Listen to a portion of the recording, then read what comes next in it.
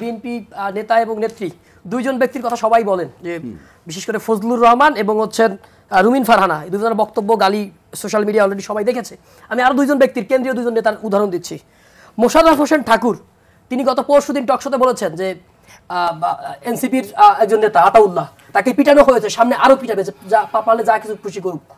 এবং এই যে হাবিবুর রহমান, বর্ষিয়ান ছাত্রনেতা ছিল, বর্ষিয়ান নেতা, তিনি বলেছেন যদি কেউ বিএনপির বিরুদ্ধে স্লোগান দেয় তার ঠোঁট কেটে নিয়ে আসা হবে, এবং সেই ঠোঁট কাটার যদি কোনো বিচার হয় তিনি হচ্ছে সেই মামলায় তিনি লড়বেন।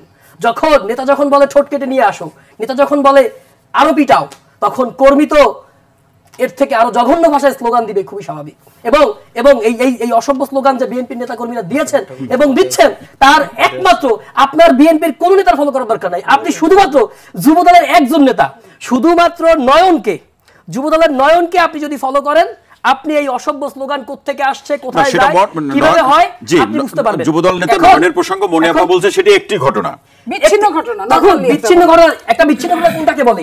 যে এটা মনে কি হতে পারে যে আমরা এত, আমার নেতা তারেক রহমান সাহেবকে এত গালি দেওয়া হচ্ছে, সেইখানে নয়ন যদি একটা নরমাল যদি কথা বলে, নয়নের আপনার কথাগুলো বিশ্লেষণ করলে খুব জঘন্যতর কথা না, ওরা যেটা 1 2 3 4 বলে যত জঘন্যতর তারেক রহমান সম্পর্কে গালি দিতে, আপনার সময় আপনি বললেন।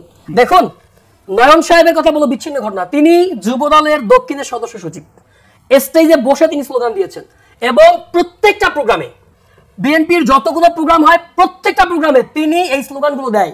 অর্থাৎ রাজাকারের চামড়া তুলে নিয়ে আসতে হবে, এটা হবে। যেই দলের নেতাকে রাজাকারের দায়ে ফাঁসি দেওয়া হয়েছে, যেই বিএনপির নেতাকে রাজাকারের দায়ে ফাঁসি দেওয়া হয়েছে, সেই বিএনপি এখন প্রতিদিন রাজাকারের গোষ্ঠী উদ্ধার করে। এবং আওয়ামী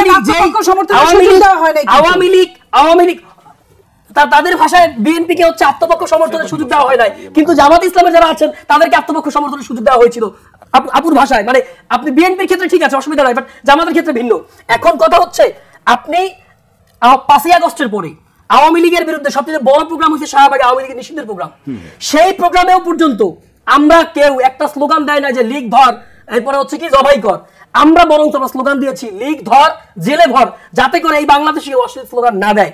আপনি বিশেষ করে 5ই আগস্টের পরে সেই ওই সময়ের কথা বলছেন, এখন এনসিপির বিরুদ্ধে এত অভিযোগ কেন গালি দেওয়া? এনসিপির বিরুদ্ধে আপনি একটা অভিযোগ দেখান না, একটা অভিযোগ আপনি দেখান না। এই যে মনিয়াপা তো বললেন যে ঢাকা বিশ্ববিদ্যালয়, বুয়েট এবং ঢাকা মেডিকেলে বিএনপির সিনিয়র বা কেন্দ্রীয় নেতাদের আমি তো বিএনপির 4-5 জন নেতার না 5 জন নেতার নাম ধরে বললাম যে এরা কেন্দ্রীয় নেতা, দায়িত্বশীল, এরা দিয়েছে। মনিয়াপা তো মানে আপেক্ষিক কথাবার্তা বলা শুরু করছে, সে এনসিপির একটা নেতার নাম বলুক না।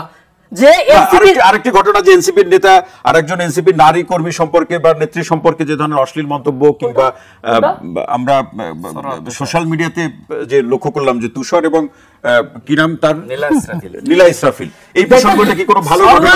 সরওয়ার তুষার এবং নীলা ইসরাফিলের যে বিষয়টা, সেটা একান্তই তাদের ব্যক্তিগত, এর সাথে এনসিপির হলে ব্যক্তিগত, এটা এনসিপির সাথে রিলেটেড না। এবং নীলা ইসরাফিল এনসিপির নেত্রী ছিলেন না, তিনি এনসিপির নেত্রী ছিলেন না। এবং সোশ্যাল মিডিয়াতে আপনি আপনার গার্লফ্রেন্ডকে কি বলবেন, আপনি আপনার বান্ধবীকে কি বলবেন, আপনার মোবাইলের ইনবক্সে, সেটাতে এনসিপি চেক করবে না। তারপরেও যেহেতু তার বিষয়ে অভিযোগ এসছে, সেইখানে এনসিপি পদক্ষেপ নিয়েছে। কিন্তু বিএনপি কে এই যে 5 জন নেতার নাম বললাম, সর্বশেষ বাধ্য হয়ে ফজলুর রহমানের বিরুদ্ধে ব্যবস্থা নিয়েছে, অন্য কারো বিরুদ্ধে কোনো প্রকার ব্যবস্থা নিয়েছে? আমি আসলে তর্ক করতে চাই না, আমি একটা কথা বলি। 5ই আগস্টের পরে বিশেষ করে ধরুন এই বিএনপি বলেন, জামাত বলেন, এনসিপি বলেন, গণ অধিকার পরিষদ বলেন, এই আপনি যে ইসলামিক শক্তিগুলো বলেন, চরমনাই বলেন, এরা সব তো একটা বলয় ছিল, একটা পক্ষে, মানে ফ্যাসিবাদ বিরোধী শক্তি ছিল।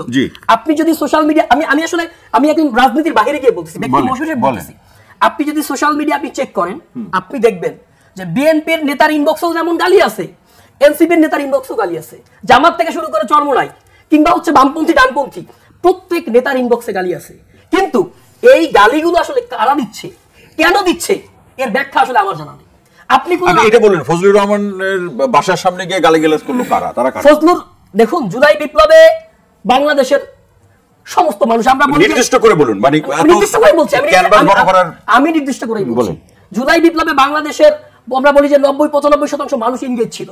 এখন ফজলুর রহমান সেই জুলাই বিপ্লবীদেরকে বলবে কালো শক্তি, ফজলুর রহমান তাদেরকে বলবে রাজাকারের বাচ্চা।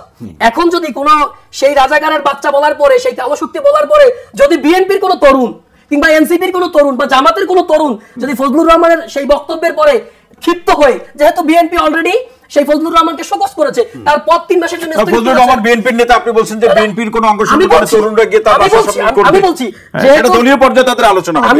আমি আপনাকে বলতেছি, বলুন। ফজলুর রহমানের পদ যেহেতু 3 মাসের জন্য অলরেডি বিএনপি স্থগিত করেছে, আপনি দেখবেন ডাকসুর জিএস ক্যান্ডিডেট শেখ তানভীর বারী হামিম তিনি টকশোতে বলেছেন, তিনি এসে টকশোতে বলেছেন যে ফজলু সাহেব যে বক্তব্য দিয়েছেন এই জন্য তার বিরুদ্ধে মত করা উচিত।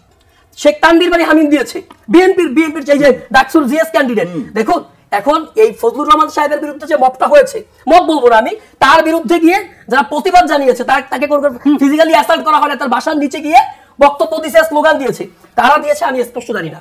কিন্তু যদি কেউ দিয়ে থাকে তাদের সাথে এনসিপির, কিন্তু বাংলাদেশের রাজনীতিতে আমরা জানি যে গালিগালাজ দেয় অথবা ঘটনা ঘটায় সে নিজের দলের হলে নিজের দলের কেউ ওটা দেখতে পায় না। আমি তো বললাম, আপনি প্রমাণ দেন না এনসিপির একজন গিয়েছে। এনসিপি আমি প্রত্যেকটা চ্যালেঞ্জ করছি, আপনার সাথে চ্যালেঞ্জ করছি যে আপনি এনসিপির কোন নেতা গালি দিয়েছে, এনসিপির কোন প্রোগ্রাম থেকে গালি দেওয়া হয়েছে, বা ওই ফজলুর রহমান সাহেবের বাসার সামনে এনসিপির কোন নেতা গিয়েছে, আই ক্যান চ্যালেঞ্জ। আমি চ্যালেঞ্জ দিচ্ছি। বিএনপি তো বলছে যে বিশ্ববিদ্যালয়গুলোতে যে বিএনপির যে উচ্চ পর্যায়ের নেতাদের সম্পর্কে বা কেন্দ্রীয় নেতা সম্পর্কে যে গালিগালাজ হয়েছে সবগুলো এনসিপি কে অভিযোগ করছে। বুয়েট বাংলাদেশের অন্ধকারে আপনারা দিয়েছেন, রাষ্ট্র বেছে নিয়েছেন যাতে আমি আপনাকে বলি বুয়েটে সেই আওয়ামী লীগের আমলেই যখন আবরার ফাহাদ হত্যা হলো তখন থেকে বুয়েটে ছাত্র রাজনীতি নিষিদ্ধ। বুয়েটে যদি অশ্লীল স্লোগান হয় আর আপনি যদি বলেন যেখানে এনসিপি দিয়েছে জামাত দিয়েছে, এটা তো হয় না। দেখুন ঢাকা বিশ্ববিদ্যালয় ক্যাম্পাসে 26,000 শিক্ষার্থী সবসময় থাকে। আপনি ওভারঅল যদি মাস্টার্স এমফিল থেকে শুরু করে ইভিনিং ধরেন 40,000-এর উপরে শিক্ষার্থী, আপনি ঢাকা বিশ্ববিদ্যালয়ের শিক্ষক। এখন যদি ঢাকা বিশ্ববিদ্যালয় ক্যাম্পাসে বিএনপির কোনো একটা অকর্মের পরে যদি ছাত্ররা প্রতিবাদ করে আপনি বলবেন যেখানে এনসিপি করেছে, এভাবে হয় না।